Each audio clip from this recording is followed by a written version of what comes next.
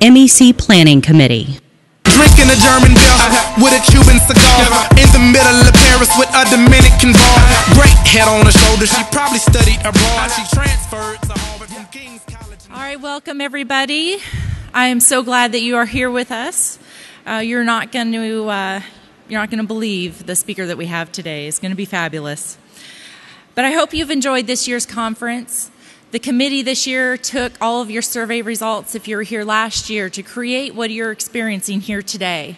So we really want you to fill out your surveys, either using your app, EventMobi, or the surveys that you have at your seats. This year, I would like to go ahead and have the committee stand, if they can, so we can recognize you. All the committee members, please stand.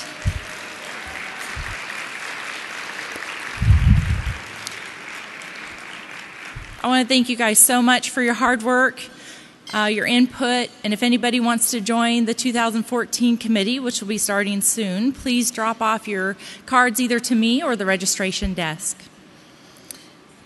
Also, I'd like to send a special thank you to Kyle Means, who came in last minute, so he's not listed anywhere in the program or on the screen, but definitely thank you to him also. Next, I'd like to let you know that to enjoy your lunch, sponsored by Visit Raleigh, and I appreciate their support in this. Do not forget to take your chocolates that are sitting there on your table. These are fabulous for all your chocolate lovers. And please enjoy your meal as we are getting started. Thank you.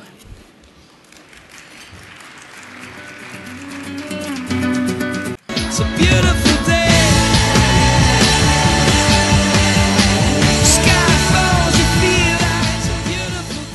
Good morning and hello. Wait, is it afternoon yet? Nope, still good morning. Good deal.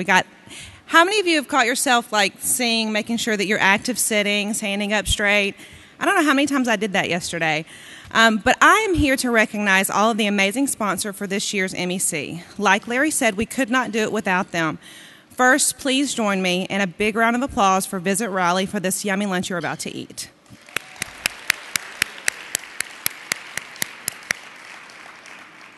On behalf of the Gampy Board of Directors, I'd like to thank all of the following sponsors for MEC 2013. Please hold your applause to the end. I've got 2 pages, okay? So brace yourself. So are you ready? Thank you so much to the Platinum presenting sponsor, Hilton Worldwide Sales and DoubleTree by Hilton brand. The premier annual sponsor, the Atlanta Convention and Visitors Bureau, which I believe just celebrated their 100-year anniversary, which is pretty cool. A host sponsor, the Georgia International Convention Center. Conference production and audiovisual sponsor, Tech Rentals. Scenic audiovisual production sponsor, O'Keefe Communications. And I had to ask about that because what was the difference? It's the really cool graphics that you see on the back of the screen.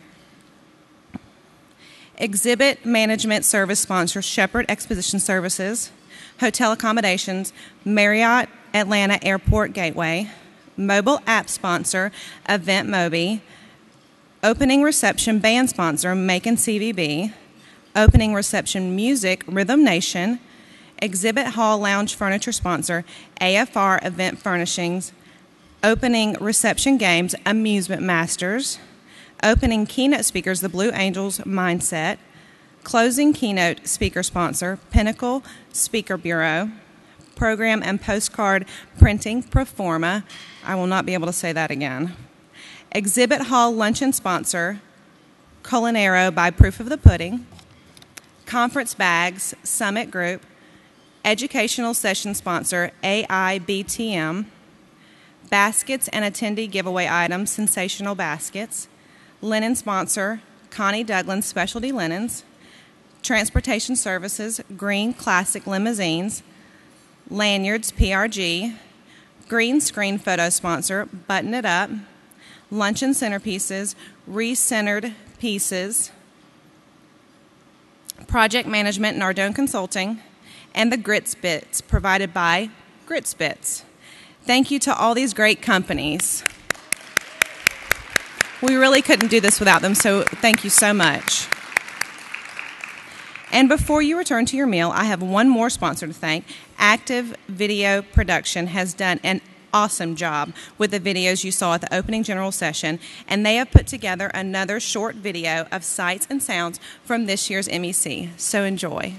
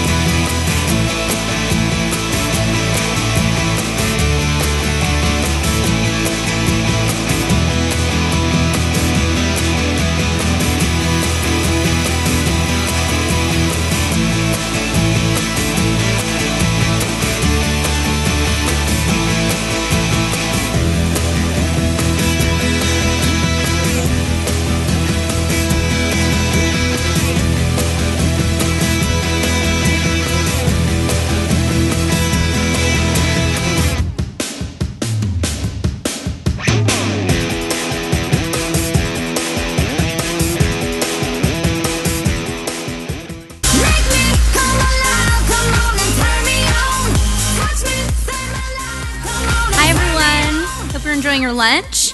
I'm Suzanne Metcalf, and I'm so pleased to be here this morning on behalf of MPI and IMEX America. As an MPI Greater New York Committee Chair and incoming Director of Leadership Development, I really understand the importance of these events, and I really appreciate the committee allowing me to come down and speak today. As many of you know, IMEX America and MPI are proud to be strategic partners. This partnership allows for unparalleled education, networking, and business opportunities at both WEC and IMEX America. At MPI's World Education Congress, you'll experience the value found within the relationships of this MPI community. Our drive, coupled with world-class education, game-changing professional development, and idea-inspiring event design, make WEC a must-attend event. IMEX America is the largest meetings industry trade show in the U.S., and the show sold out in 2012. We return to the Sands Expo in October with an even bigger and better trade show. In 2013, you're invited to join MPI and IMEX America in Las Vegas. Meet suppliers, colleagues, and friends at WEC in July and continue the conversation at IMEX America in October. So we hope you'll consider joining us at both WEC and IMEX America as a hosted buyer, an exhibitor, an attendee, or a supplier. And you can find more information on the MPI website or at imexamerica.com. And now I'm going to show a short video about IMEX. Thanks, guys. Plug into the power of IMEX America. This show is just unbelievable. Be part of the largest meetings and incentive exhibition in the U.S. IMEX America is back October 15th through the 17th, 2013, with an even larger show floor at the newly renovated Sands Expo in Las Vegas. We could not have chosen anywhere a better destination. Of course, this is one of, if not the meeting center of the world anyway, and so the hospitality in Las Vegas really is second to none. Be there to network and plug into powerful business with qualified buyers and suppliers from North America and around the world. By the numbers, IMEX America 2012 welcomed more than 8,300 attendees, including 2,400 hosted buyers from more than 45 countries, as part of America's largest hosted buyer program. While IMEX America is a U.S.-based show with over 1,000 domestic exhibitors, it also delivers the world to America, with over 2,400 exhibitors representing nearly 150 countries. It's been very beneficial. We've been looking at different sites and different properties to take our events, and this has been a tremendous help. Plan to be part of the power source for the industry, presented by meeting professionals for meeting professionals. This family-run event delivers the highest standards of service. This show has so much energy and so much excitement because the show managers really do work very hard to help us get the right customers to meet us. We love everything that the managers do to help us email the customers to get them here. We love that they hold the customers accountable to come and see us. It's just a great show. There's nothing better than IMEX, I think. Like anything else, the more you put in, the more you get out. If you have a chance to set up meetings with qualified buyers or even people you can share leads with, I think this is an awesome event. I mean, you can see how packed and jammed the floor is for one thing, but also in each of these booths, people are so busy with organized meetings and being able to sell themselves and their wares. That just shows you how well organized the whole thing is. I mean, they've done an awesome job putting it together. The unique online appointment system allows buyers and exhibitors to interact from 4 weeks prior to the trade show, ensuring the over 38,000 appointments are productive. It's just been really easy to download, to get the information, schedule appointments, reschedule, cancel, move things around. So it's been excellent. Very, very first class, treating me, as good as I could have imagined or expected. The rooms here at the Palazzo are fantastic. Everything is first class. Our unique trade show model, strategic partnerships, and unsurpassed education sessions presented by industry innovators make this the must-attend event. Plug into our networking circuit. Attend Smart Monday, powered by MPI, to learn and network with your peers in the industry and plug into high voltage value. A bigger show means better business opportunities, more halls, more education, more attendees, more IMEX America 2013. If you're a supplier, I encourage you to come out here. You're missing out on a good thing. And if you're a buyer, you need to be here because there's no finer collection of industry partners. So you got to come. IMEX. Love it. See you in Las Vegas. Ladies and gentlemen, please welcome Mercedes Miller, Executive Director of the Georgia International Convention Center.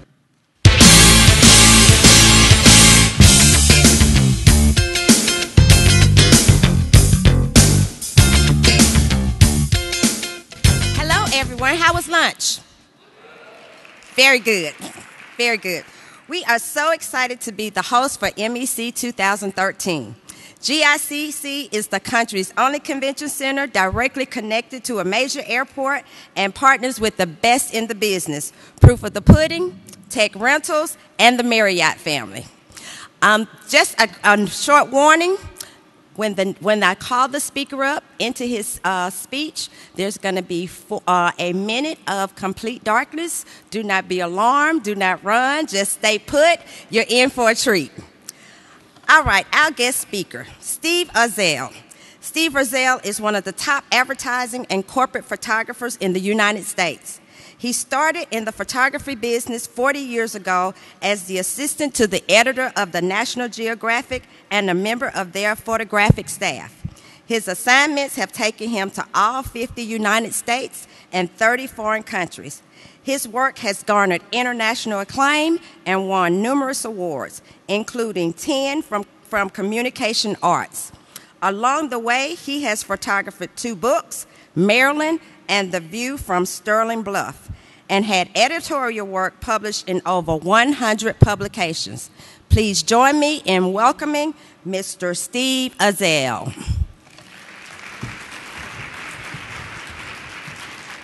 Thank you, Mercedes. Thank you very much. Thank you, ladies and gentlemen. Thank you, Mercedes. I want you all to know that I'm honored and I'm very, very happy to be your closing keynote speaker today. And I also want you to know that wherever I go in the world on assignment, even in very remote places, I know that the odds of me being asked the question go way up every time I encounter another human being. I'll have my tripod set up. I'll be completely surrounded by photographic equipment, and a total stranger will walk right up to me and ask, "What are you doing?" Oh, yeah. Curiosity is so much more powerful than recognition of the obvious. It's true, isn't it? Well, after being asked that question hundreds of times, my own curiosity began to get the better of me, and I began to wonder what people's reaction would be if I told them what I was really doing.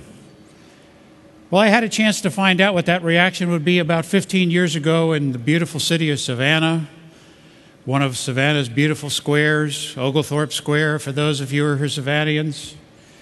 I had a really complicated shoot. I had a cast and a crew and a grandmother out for a walk with her grandson, walked right in the middle of my set. I was the gray hair, so she figured I was in charge. She walked right up to me and she asked, "What are y'all doing? Taking pictures?" And as politely as I could, I looked at her and I said, "Actually, ma'am, I'm solving problems."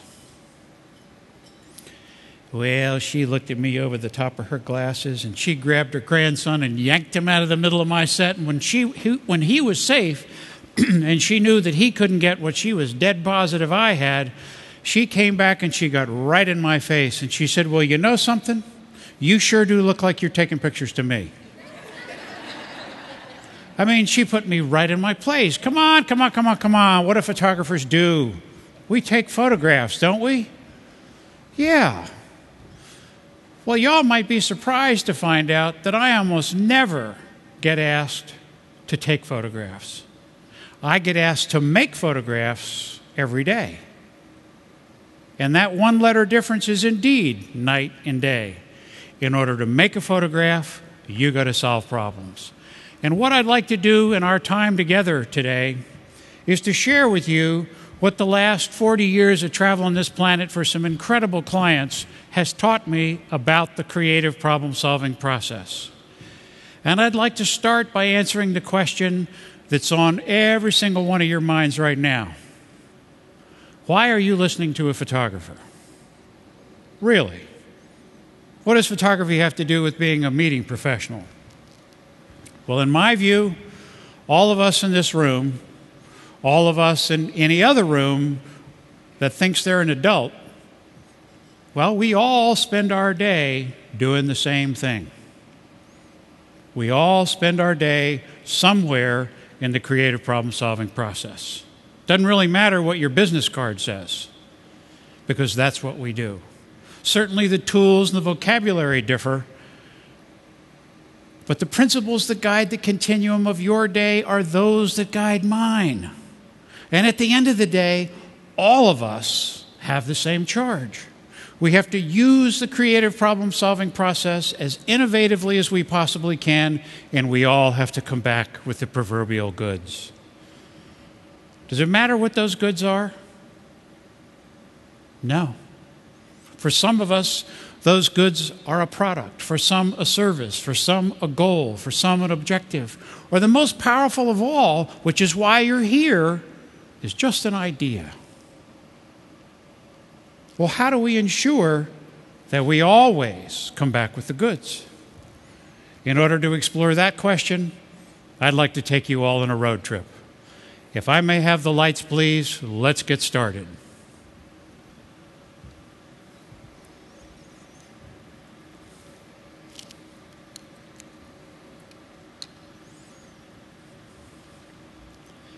The best place that I have ever found to solve a problem, any kind of problem, is on the open road.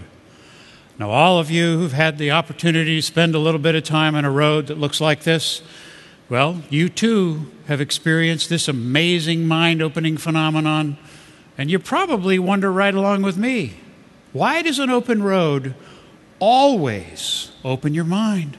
And how does it work? Well, physiologically, I have no idea. But I sure can tell you what I've witnessed. I've taken hundreds of clients and crew with me over the years, and I've watched the open road work its magic on all of them. Within an hour, our moods have brightened and our troubles have resolved in solution. Well, why? Why does this always happen? Well, I call it the spirit of the open road. Your senses are filled with new sights and sounds and smells, and your mind is opened by these new experiences. The spirit of the open road gives you what I believe is the first step in the creative problem-solving process. It allows you to take a step away from your immediate world, and yet it gives you a visual focal point. You know, today we hear a whole lot about multitasking. And in a room filled with consummate practitioners, I need only remind you that multitasking is really the opportunity to screw up more than one thing at a time. Okay, I'll take that as a sign that we've all been there. Well, being on the open road is one of the very few times when we truly are doing two things at once. We are stationary in a moving vehicle, and that effect always puts my subconscious into overdrive. The open road never fails to open your mind. It never fails. And once your mind is open, a formidable and a boundless power is unlocked. And it's called your imagination. The open road also mimics the route that your imagination takes in getting from problem to solution. Sometimes that route is just a simple path, and sometimes it's a roller coaster ride. Sometimes that route's going to have some gentle curves. And in today's complex world, I guarantee you're going to see yourself coming and going. Well, folks, if change is really just a bend in the road, how do we get ourselves to the point where we actually look forward to making the turn? Regardless of what the open road has planned for you, when you're on it, you not only have the belief that you're going to get from A to B, but you love the journey, and that love fills you with optimism. Psychiatrist Dr. Jean Boland says the very act of seeking sets something in motion to meet us. Something in the universe or in the unconscious responds as if to an invitation. Well, where does the very act of seeking get us in today's world? It'll frequently find us in some form of rolling parking lot. And for those of us who live in big cities, this is as close as many of us ever get to an open road. How incredibly sad is this? Plus, every city of any size has at least one interchange that's a Gordian knot. Atlanta, I think, has more than one. Our lives are stuffed with traffic of all kinds, not just vehicular and pedestrian, but visual and electronic. Throw in emails and pages and faxes and tweets and texts and iPhones and Blackberries and Blueberries, and if you're old enough, Chuckberries, and the list goes on and on and on. And though my assignments take me to real open roads, I got to tell you that they're getting harder and harder to find. So I had to find a way to translate the spirit of the open road into an attitude for problem solving. I had to find a way to access this state of mind whenever I wished and wherever I was, even sitting at my desk. Well, how do you do that? How do you do that? The first technique to gain access to this state of mind, you already know. It's to make all preparations necessary. Necessary being the operative word here. Now, I know you've heard this your whole life, and as leaders, I'm quite certain most of you have even said the words. But I wonder how many of you have ever stopped as an adult to think about what those words really mean, because for me, I realized I didn't even know the first step in making all preparations necessary until I got my first assignment for National Geographic. Even though I happened to have been the assistant to the editor of the magazine at that point in my career, in order to get that first assignment, I had to put a portfolio together and submit it to Bob Gilka, who was the director of photography when I was there, just like anybody else who wanted to shoot for the Geographic. Well, a couple of very anxious weeks went by. Mr. Gilka called me back into his office, and he handed me a letter. The letter was one sentence. The sentence said, "Please make all preparations necessary to take on the assignment of the Inner Hebrides Islands." Well, folks, this was a dream come true. And I was so excited, all I could think to say was thank you, and I got up and I left Mr. Gilka's office, and I began this out-of-body experience floating down the hall. And Jim Blair, one of the senior photographers, was walking the other way, and he saw a rookie who had just gotten his first assignment, and he said, "Steve, where are you going?" "Well, Jim," I said, and I consciously lowered my voice so I wouldn't squeak. I said, "I'm going to the Inner Hebrides." And as the words came out of my mouth, it occurred to me for the first time that I didn't know where they were. "Well, congratulations," Jim said, "you're going to love them." He, of course, had been everywhere, and I thought, this man's going to think I am a complete rube. So I gathered myself and I said, "Jim, what airport did you fly into?" And with no hesitation, he said, "You will want to start in Inverness first."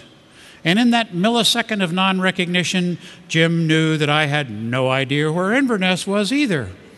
So he patted me on the shoulder and he said, "Steve, you're going to Scotland." So what's the first step in making all preparations necessary? You got to know where you're going. It's that simple.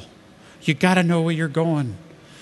But if that's not a sophisticated enough thought for you, I'll go put on a three-piece suit and I'll come back over here and I'll insist that you have absolute clarity of your strategic intent, if that'll make you feel better.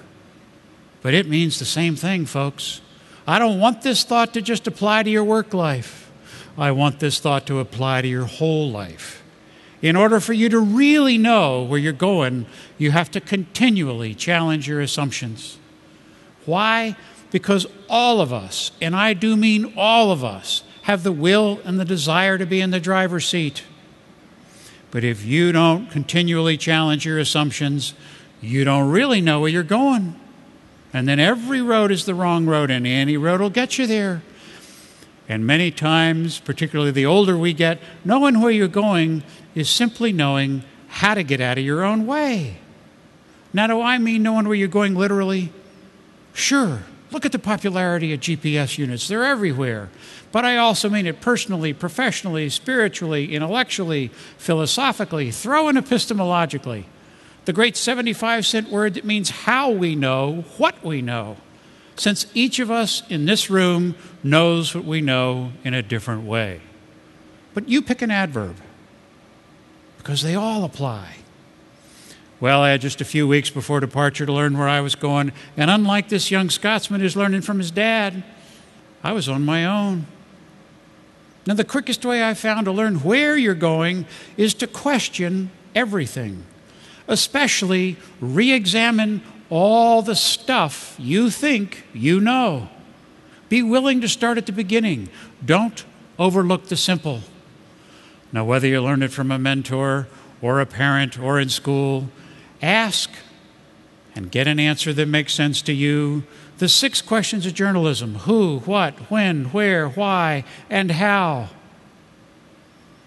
But we don't live in a 6-question world, do we? We live in a world of endless nuance and increasing complexity, and every day all of us are asked to assimilate huge quantities of information. But those 6 questions and their answers will get you well over the 90th percentile of what you need to know. Let's take the simplest of examples from Scotland. Those of you who really know your farm animals will instantly recognize the blue-tailed sheep. Glad we have a couple of sheep farmers here. The rest of us are left to wonder, what are those marks? Who put them there? How? Why? When? Where? Well, the answers to the 6 questions in this instance taught me a little bit more about sheep than I really wanted to know. These were all ewes that had been serviced by a ram. I have no idea whether it was the same incredibly tired but amazingly happy ram. I mean, what guy doesn't want that job? Really? Now, part of the fun of asking the 6 questions is learning a new vocabulary. This is how they make a malt in Scotland. It's a single malt, to be more precise. It's Lagavulin, to be exact. And this is a ferry. And you can see that they still have a little more work to do on the drive-on, drive-off part. Nothing, however, could have prepared me for the spiritual power of the ubiquitous Celtic cross, and I finally made the image that captured what I felt on the tiny island of Iona, and it became the lead photograph for the story. Now, my commitment to preparation increased with each assignment. My next story was Long Island Sound, and here we are in Mystic, Connecticut. My research told me that the square rigger in the foreground, the first one, the largest, the Charles W. Morgan, was the last, and it was the greatest of all of our whaling ships. Well, I decided, sitting at my desk in Washington, D.C., that I wanted to make a photograph that showed this vehicle to still be in active service. And that research had me ready when the opportunity came on the very first day of the assignment, on the first roll of film. This is day 1, roll 1, frame 1. If I hadn't done the research, folks, I wouldn't have even known what I was looking at. And I learned that there are some crazy folks who sail all winter long in a sport they lovingly call frostbiting. I had the wrong kind of gloves. Frostbite is exactly what I got. During my coverage, however, a constant image intrigued me. Little did any of us know that this view would become historic. Twin Towers were only a year old when I made this image, and from most points on the water on the western end of Long Island Sound, the towers dominated the spectacular skyline of Manhattan. In this photograph, we're 20 miles from the city. Well, to find the location for the image that I had in mind, I made the commitment to go to the end of every road that went to the water on both sides of the Sound. And near Stamford, Connecticut, 35 miles from Manhattan, I finally found the spot. Now, did I know that that sailboat would come across the foreground in the absolute perfect place? Of course I didn't. But Louis Pasteur said chance favors the prepared mind. And every day, those 5 words have a profound effect on my life. They'll have a profound effect on yours if you let them. Why? Because preparation lays the groundwork for magic to happen. After all, folks, consider, your eyes are only ever going to see what your mind's prepared to comprehend. If your mind won't comprehend it, you might as well have your eyes closed. Well, after 5 geographic assignments, I found myself wanting to go down some different kinds of creative roads, so I struck out on my own. One of the first projects I worked on was a book celebrating the great state of Maryland. One winter day, I rounded a corner and I suddenly saw this scene developing. Notice now that the house is dark. The 2 people that you see in the lower right had left the house and they had almost reached the barn as I rounded the corner. I had a feeling I knew what was going to happen. Guessing and hoping that I might be correct, I had preset 2 lenses on the seat next to me. I slid to a stop, grabbed the right lens, no time for a tripod, ran across the road, jumped into a snowbank for a little bit of support, and boom, there it was. Now, all of this took place in less than a minute, and there's now even a light on in the house. Well, this is a room filled with very smart people. You all tell me, was this chance? Was this preparation? Or was this magic? Because I believe it was all 3. And because of the magical connection between chance and preparation, I've added one more question to my list. In addition to those 6 questions of journalism, I've added the one question that takes information and turns it into knowledge. Are you sure? Are you sure? Let me explain. One of the great symbols of the state of Maryland is the double bridge across the Chesapeake Bay. And I wanted to show just exactly how important this bridge was to the state. Well, I tried from hundreds of places, literally, to get the image that I wanted without success. And then one day, on a flight back into Washington, I saw a new angle and I had an idea. But how could I be sure that the sun would set where I wanted it to set? Well, I called the Naval Observatory at the Vice President's house, and I learned how to be sure of the exact position of the sun anywhere, anytime. I did all the math, figured out what day this event would happen, and then figured out where I needed to be, and boom, there it was. Now, if you believe I knew that 2 trucks would be silhouetted against the sun, I have some land I know you're going to love. Chance does indeed favor the prepared mind, and the great German author Goethe takes it a step further. Goethe says, until one is committed, there is always hesitancy, the chance to draw back, always ineffectiveness. The moment one commits oneself, then providence moves too. Whoa. The moment one commits oneself, then providence moves too. That's such a powerful statement. Let's take a closer look at exactly what happened. This is the first frame in the roll, and you can see how far the sun has to move for my idea to work. Now, from the Naval Observatory, I also learned that the sun passes through its own diameter in about 2.5 minutes. Y'all got any idea how high the pucker factor was in the last 5 minutes that I'd done all the math right? Here's the last frame on the roll. Both of them are unremarkable. Neither of them are memorable. Even the very next frame, where the trucks had just moved a couple hundred yards down the bridge, doesn't have any magic. Well, if we combine Pasteur and Goethe, a little literary distributive property, if you will, we see that preparation leads to commitment. And chance is really providence. So providence favors the prepared mind. I didn't make this image all by myself. Preparation for excellence leads to a commitment to excellence. And if you make the problem your passion, if a problem is worthy of your time, if anything is worthy of your time, it is worthy of your passion. Own the problem, and that passion will make possible situations where providence can favor the prepared mind. And the best way to find those situations is to do your own scouting. If it really matters to you, if it's important to you, you need to see it for yourself. What do I mean? Well, the phone rang one day not long after I finished the Maryland book, and a man named Bernie told me that his advertising agency had just won the national ad campaign for the Yellow Freight Trucking Company. He wanted to do a series of beautiful truckscapes all over the country.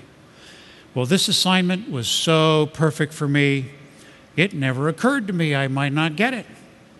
We continued to talk, and I distinctly heard Bernie say, "So you'll send me your truck portfolio?"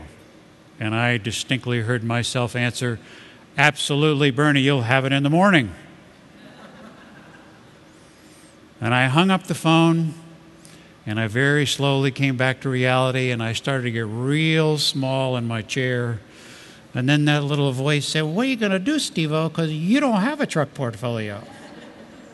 I had this image, and I had a couple of images from a story that I'd shot in Alaska. So I sent Bernie 8 photographs, and you're going to see 5 of them. But I got the job.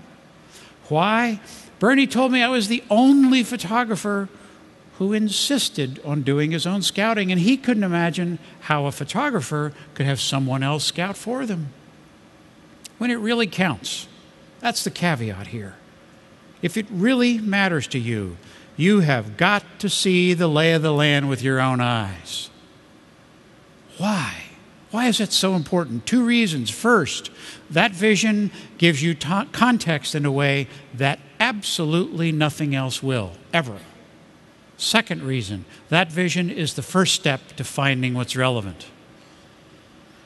Well, the first year with Yellow Freight, we had to follow some very specific rules. The truck always had to be this big in the frame. We always had to be able to see the road plainly. Always had to be able to see the markings on the road.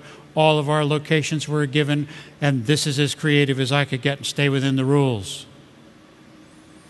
Now, the second year, we went to the Badlands in South Dakota. I shot by the rules, but as I framed up this image, Bernie looked through the camera and he said, "Steve-O, truck's getting a little small, don't you think?" And I thought, oh, Lord, is this going to be a long week? So I made him a deal. I said, I'll shoot by the rules, but I'm also going to shoot what I feel we're really trying to accomplish here. We're not selling a truck. We're selling an idea.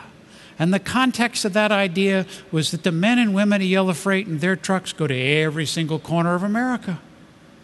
So Yellow used the images that met all of their requirements, and I submitted mine to Communication Arts, which is the most prestigious contest in our industry.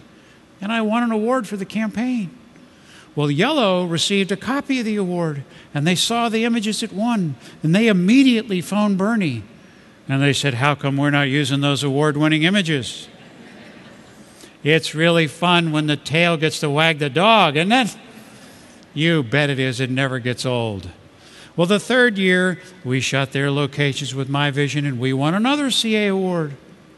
And even though Yellow only took 2 weeks of my year on all of my assignments for every client, I was always looking for that great spot. I call it the 3 C's. I was continually creating a context.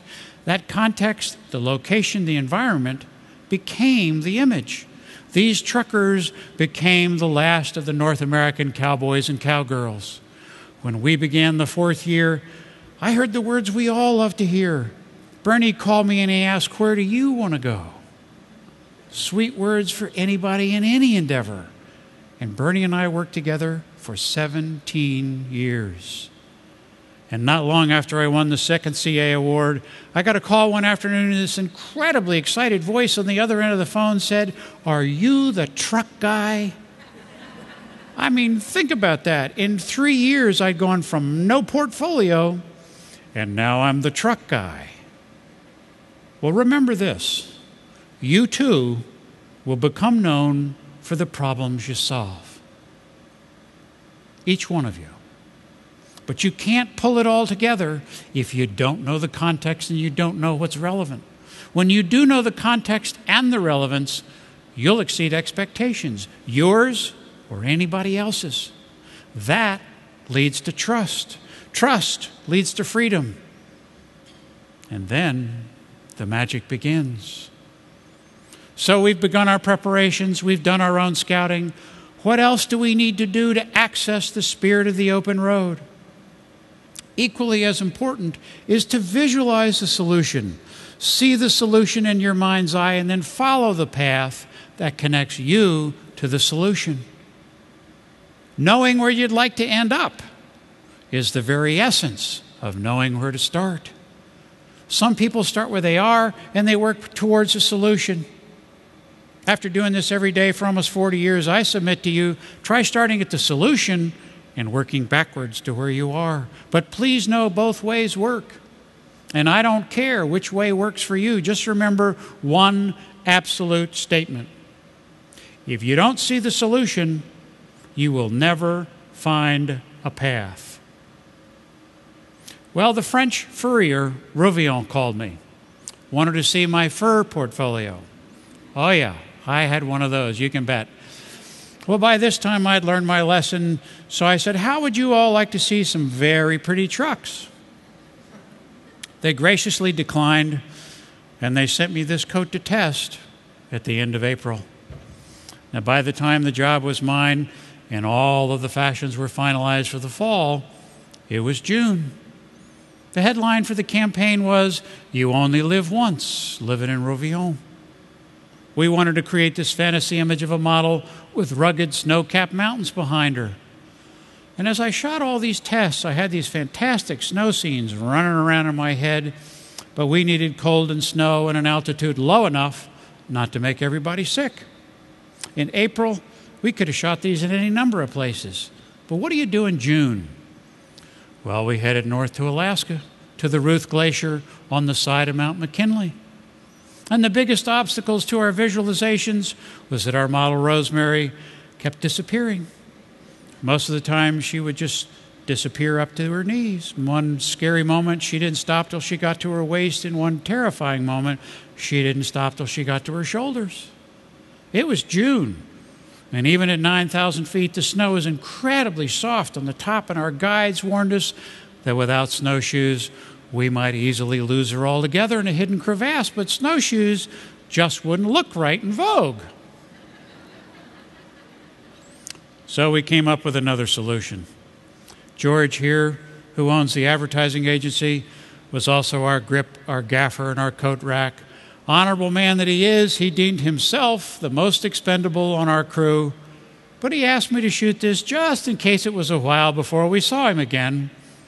So we roped him up, and we sent him off to bury a great big equipment case that made Rosemary appear to float on the surface. And everything worked out fine, just like I saw in my head. And I thought you all might be curious to see just exactly how glamorous this world of high fashion really is when you look not just at what gets published in Vogue, but the bigger picture. Life doesn't get any better than an outhouse when you need one. Having the right weather when you need it in Alaska is a whole nother story, because the weather changes more frequently and more often and faster up there than any place I have ever worked. And that's guaranteed to do two things. The first thing it does is that it drives you crazy. And then you slow down and you go around the bend and you think this is a really good teacher, because it teaches you to maintain your vision and yet remain completely open to possibility at the same time. The sun was out when we started this setup, 15 minutes later, we shot this in a sleet storm, and it became my favorite image of the whole campaign. When you maintain your focus, change becomes the gift of opportunity. The clearer you see the solution, the clearer it is to see how to get there. And the path that connects you to the solution will become clearer if you ask yourself 3 questions over and over again. And you already know 2 of them. Is it the right place? Is it the right time? And the most important question, are you where you should be? Now, you're going to answer this 3rd question many different ways in your life. But I hope all of your answers begin with you being 100% present. Why? Because the outcome can be completely different if you're not. What do I mean? Well, recently I was on an assignment in Auckland, New Zealand. Auckland's nickname is the city of sails. It has the highest per capita sailboat ownership in the world, and that fact was to be the visual message of the photograph. Well, this isn't it. This is not only the wrong place, but it's the wrong time, and it's where I started. After a while, I found a vantage point where the graphics were a little bit simpler, but the weather was still terrible, and at sunset, I found an even better vantage point, only to have a completely bald sky, which is photographer speak for no clouds. Now, this may have been the right place, and even with my daily increasing compassion for bald skies, it's still the wrong time. But the next morning, Providence was at sunrise. 15 minutes after I made this, it was raining. Now, in the computer industry, for a system to be classified as intelligent, it has to not only act, but it must also anticipate. Well, we still make up the rules for computers, and I believe it's fair that we apply them to ourselves. Ask yourself constantly, are you where you should be? And if you insist on taking this beyond the metaphor, promise us all here in front of witnesses you're not going to try this for the first time on a windy day. It's a lot farther down than it looks. It's like jumping off a 2-story building. Spend the time and the energy to get where you think that spot is or where that spot will be as you prepare for the unexpected. You heard me right. As you prepare for the unexpected, as leaders, that's easily 50% of your job. Put yourself where you should be, and then look all around. Look up, look down, look behind you, dig a hole, see what the world looks like from the position of an ant. All of this will ensure that there isn't a better place for you to be. Frequently, to answer that question, are you where you should be, you need a major shift in point of view. You need a complete change of perspective. Because when you change your perspective and you get out of your present mindset, a problem is usually not as difficult to solve. Now, there's a wonderful old saying that expresses this same thought. Put it on a Post-it note and stick it on your monitor. If your horse dies, dismount. You'll be surprised how many times that'll save you the very first day. And you don't have to be an equestrian to get it. Let me give you an example. One of my most interesting clients right now is an international engineering firm. Does all kinds of civil engineering projects all over the world, including waterfronts. This is Norfolk, Virginia. For the state of North Carolina, they came up with a unique design for a bridge to span a sensitive wetland area, and my charge was to photograph this award-winning bridge. Well, I looked everywhere for the vantage point that would allow me to tell the whole story in one photograph, that would show both the structure of the bridge and its context.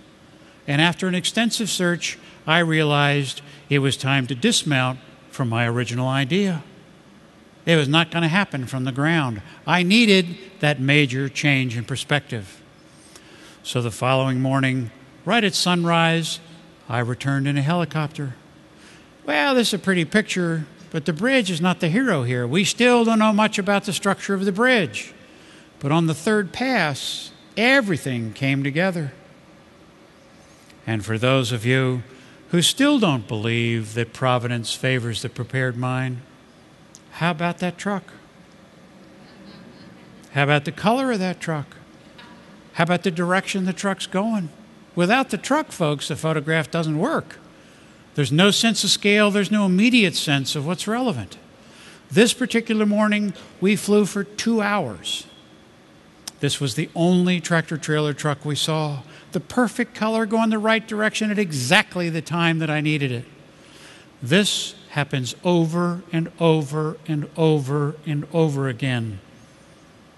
Please explain this to me any other way, because it's way outside the laws of probability. Now, out of all the possibilities in any context, problem solving involves finding what's relevant. So how do we do that? How do we find what's relevant? We do that by learning to ask the right question. Asking the right question enough times usually leads us to the right answer. And sometimes, remember, asking the right question is the right answer. I have 3 questions for you all. What's your profession? What do you do? What business are you in? Is the answer to all 3 of those questions the same? I hope not. If you believe I'm just a photographer, then you also believe you're just a meeting professional.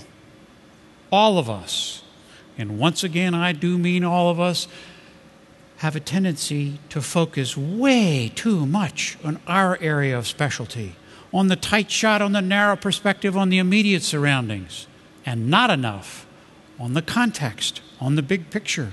Every day, many times every day, all of us need to make certain that we see the forest and the trees. We all need to find the relevance. Each of you needs to personally understand the relevance of what you do. In any endeavor or pursuit, in any enterprise, I firmly believe that all of us ultimately are self-employed, customer service-oriented, problem-solving educators and communicators. And the better we become at communicating, the better we become at problem-solving. Now, at the end of my first year of college, I went to visit my 90-year-old grandmother, Nana. Before we go any further, I want to give y'all a chance to remember just exactly how smart you thought you were when you were 19. Remember? Okay. Well, Nana and I were chatting, and out of the blue, she asked me if I was having any trouble academically. Well, at 19, I was pretty sure that my own open road was going to lead towards engineering, and I was starting to study all of the requisite, fairly esoteric math. And I remembered that you can blow smoke at your parents, but you have to tell your grandparents the truth. So I said, actually, Nana, I'm having a little bit of trouble getting a handle on multivariable quadratic equations. I was pretty sure that that would end the conversation or at least take it in another direction. And she said, really? And I thought, oh, Lord, where are we going with this? And she got up and she went out to the kitchen and she made a pot of tea. And she came back in, poured me a cup, poured herself a cup, sat down on this couch, picked up a yellow pad and said, now, what part of quadratics don't you understand? 90 years old. Solutions are sometimes found in very unexpected places. 2 hours later, I not only understood quadratic equations, but I also understood diffie-Q, differential equations, and Laplace transforms. And I found out just a little bit more about what she did when she was in college. I knew she was a college graduate, but that was all. I learned she just happened to have a double master's in physics and mathematics, magna cum laude from the University of Pennsylvania in the class of 1900. And she hadn't thought about quadratic equations in 65 years. Folks, let me tell you something. This little acorn fell so far from that mighty oak tree. So far. Now, even though this little bit of the unexpected happened in my grandmother's parlor, don't think for a moment that this doesn't happen on a grand scale. Because we're now on the shores of Lake Maracaibo in Venezuela, where I was privileged to accompany a team of doctors studying a unique family with Huntington's disease. Huntington's is a dominant disorder, which means each one of these kids has a 50-50 chance of inheriting the gene. For those of you not familiar, Huntington's is the fatal degenerative neurological disorder that afflicted and eventually took the life of Woody Guthrie, the folk singer. Now, we gave psychological tests. We did neurological exams everywhere we went. This gentleman has done his best to copy the patterns at the top of the page. And you can see how devastating this disease is to the central nervous system. We took blood and tissue samples from everyone, sent them back to team members at Harvard for DNA analysis. This huge extended family lives in villages all around the lake. And in each one of these villages, we photographed everybody, took family histories, and we've compiled an amazing family tree that's now almost 5,000 pages long and contains almost 20,000 members. And one of the places that we visited was a stilt village named Laguneta, way down on the southern end.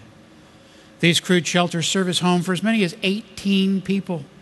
And because this village is so remote, families have intermarried and they've produced double-dose children whose odds of having the gene and thus getting the disease increase to 3 out of 4. And in this incredibly remote place, that adorable face in the white shirt won all of our hearts. And it was his DNA that led researchers to the discovery of the gene for Huntington's disease. Well, why is this a big deal? It's a big deal because for the very first time in medicine, a gene was found when researchers didn't know what chromosome it was on. Early in 2010, researchers finished mapping the entire human genome, and the techniques that they used started in a tiny stilt village at the southern end of Lake Maracaibo. Never forget, a single snowflake can start an avalanche.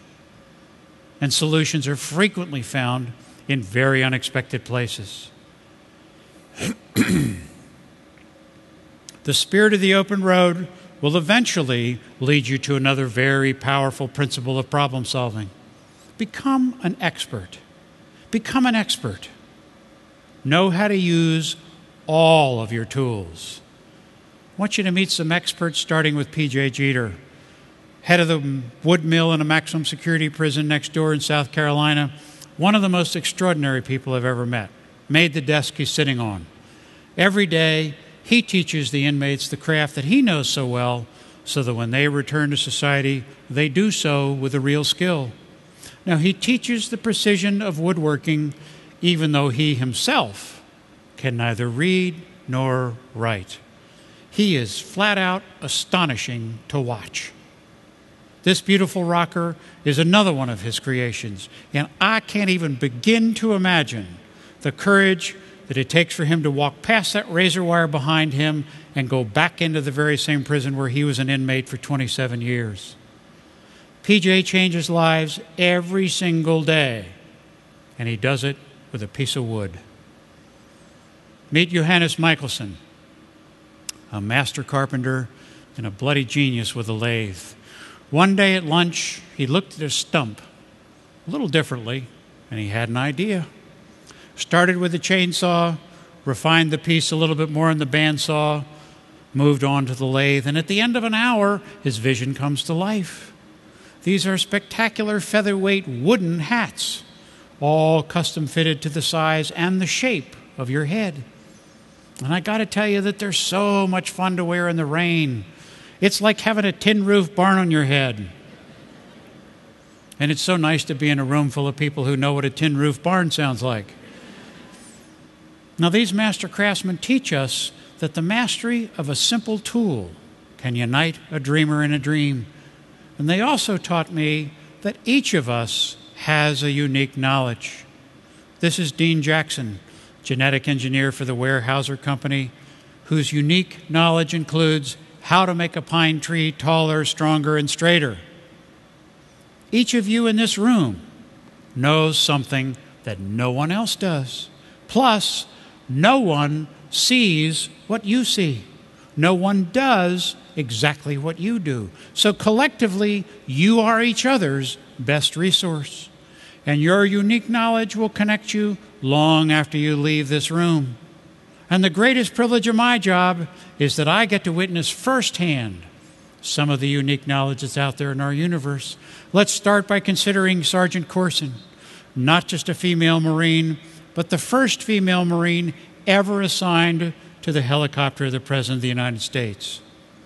And she is in charge of maintenance.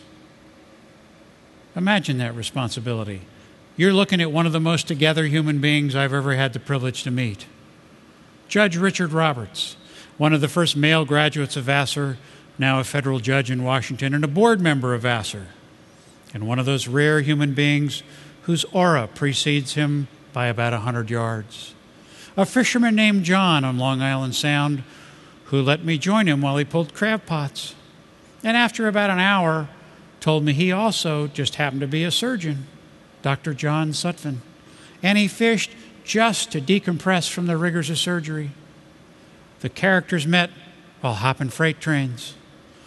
On the right is my friend Jeff Stokes, now executive with WD-40 here in Atlanta. And on the left, the sharp-eyed amongst you have figured out, is a younger version of the hobo that you're listening to. Clothes very often mislead. And the most interesting part of meeting people is finding out what's behind the resume. Our society is this incredibly complex tapestry woven by all of us. And I salute and honor each one of you for your contribution and for your unique knowledge. Have the courage to pursue your passion. Take every opportunity you get to share that passion and to share your knowledge. Why? Because to be a good teacher is to be a good learner. And every day, thank someone who taught you to love learning. Now, the more you access your passion, the more another bit of magic will happen. You'll hear more easily and you'll trust more frequently your own instincts. Why is that important? Because we live in a world where we increasingly rely on technology to make our decisions. And it's very easy to get out of the practice of hearing and trusting your intuition. To explain what I mean, I want to take you to France, to an almost open road. 10 of us were chosen to photograph the whole country to promote tourism back here in the U.S.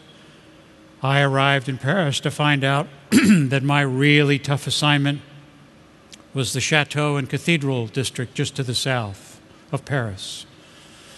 Somebody's got to do it, you know, it might as well be me. I got to go to the incredible cathedrals, Chartres and here at Bourges. Well, day 3 of the assignment began here at Cheverny. Now, in addition to learning about this unique period in French history, I'd like to pass on an observation. In every group of English tourists, there's always one lady whose socks match her skirt. I have no idea what you're going to do with that information, but you heard it here first. Sorry, folks, I digress. We're talking about trusting your instincts. The next chateau was Chenonceau. It had rained most of the day, and even as I found better and better angles, it seemed like the sun would just never come out. So I packed up, I walked 1.5 miles back to my car, and as I approached the car, that little voice said, "This'll work, turn around." Well, I've trained myself my whole life to learn to listen and trust that little voice.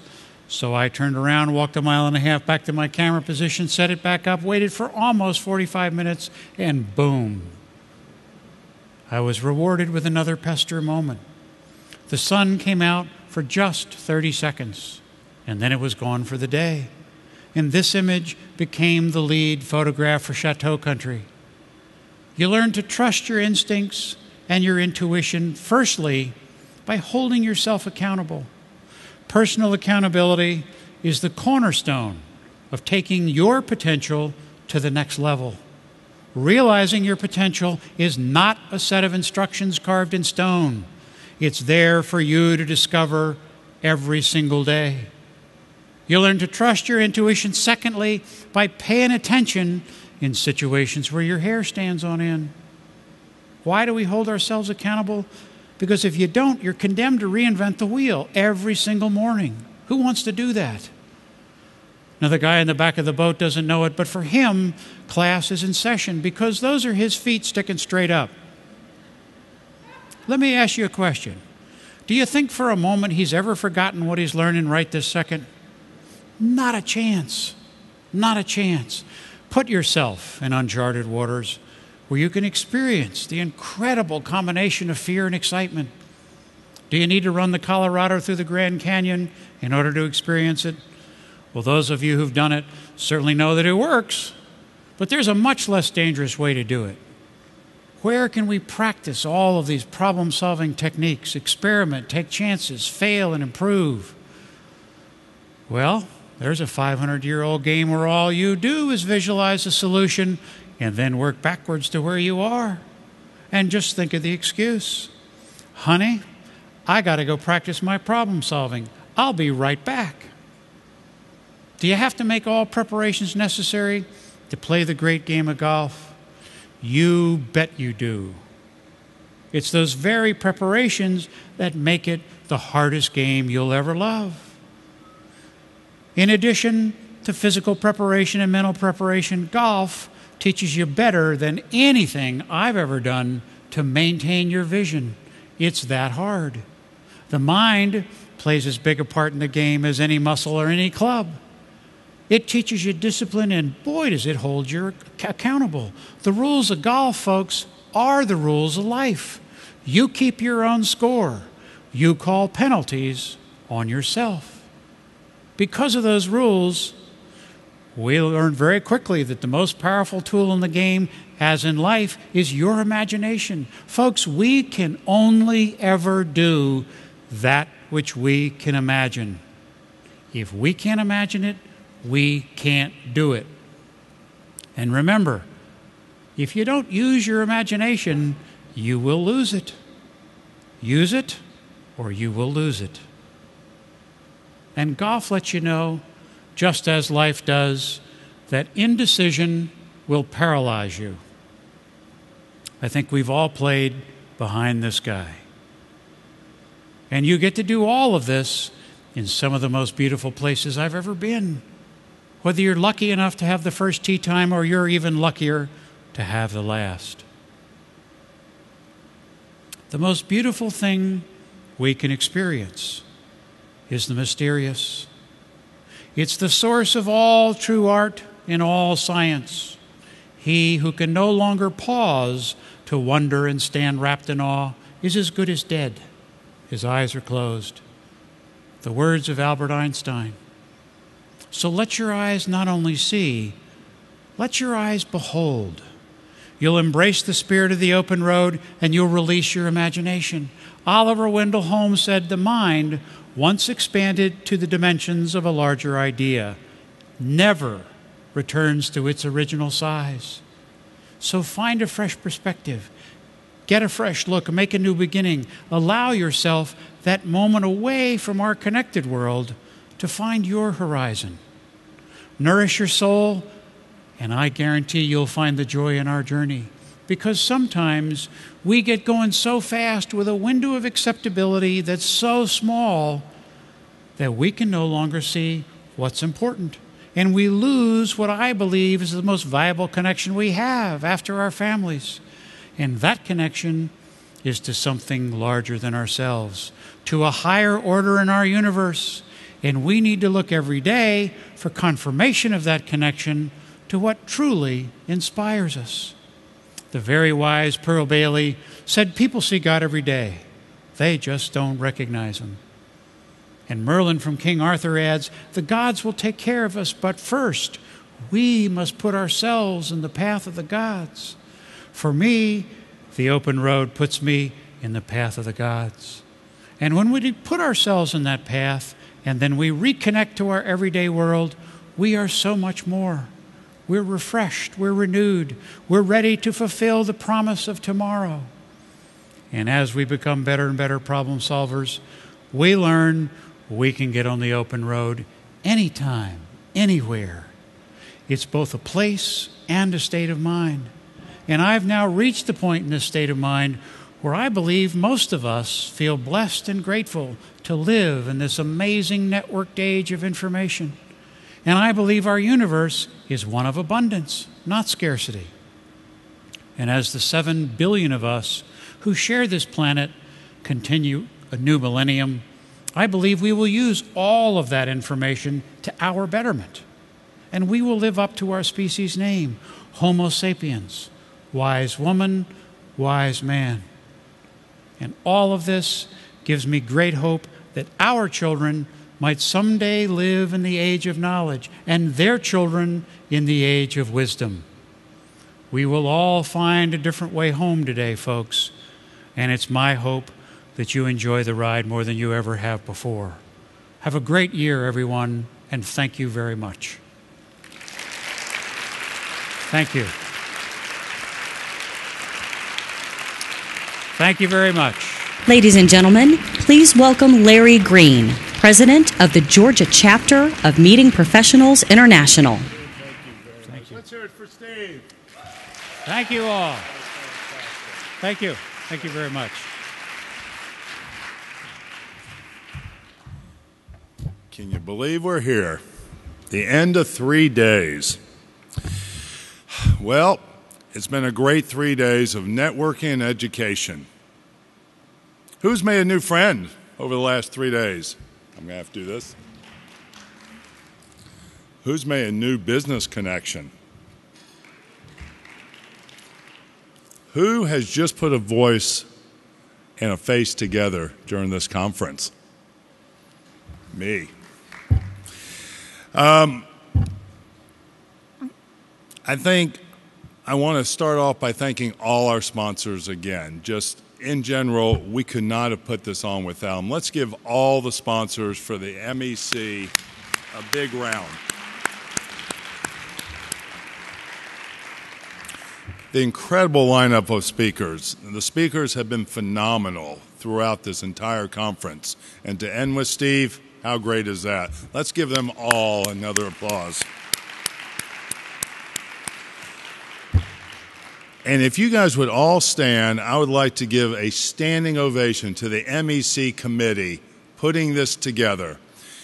Basically, they put so much time into this as volunteers, their probably families don't know what they look like anymore. Let's all stand up and give the whole committee a huge round of applause.